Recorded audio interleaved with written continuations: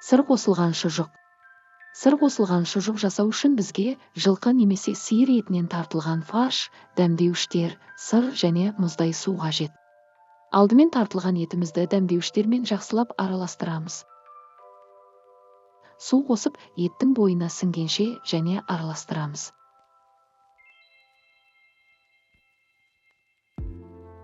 Миксерге салып, мынандай эмульсия күйіне жеткіземіз.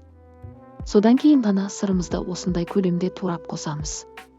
Дайын эмульсиямыздың температурасы 2-3 градустан аспағаны дұрыс, асқан жағдайда мұздатқышқа салып салқындатып алыңыз. Шұжыққа коллаген шекті қолданамыз. Өзімізге керекті ұзындықта кесіп алып 2-3 минут суға салып жібітіп аламыз. Бір шетін уақытша байлап, дайын шикізатымызды шприцке нығыздап салып, шекке жібереміз. Ауа қалған жағдайда инемен ауасын шығарып тастаймыз.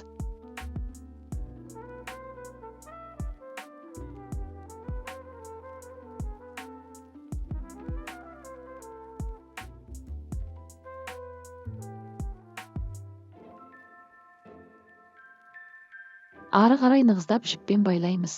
Жіптің байлануына назар аударыңыз. Осылайша дайын шұжығымызды тоңазытқышқа салып 7-8 сағатқа қалдырамыз.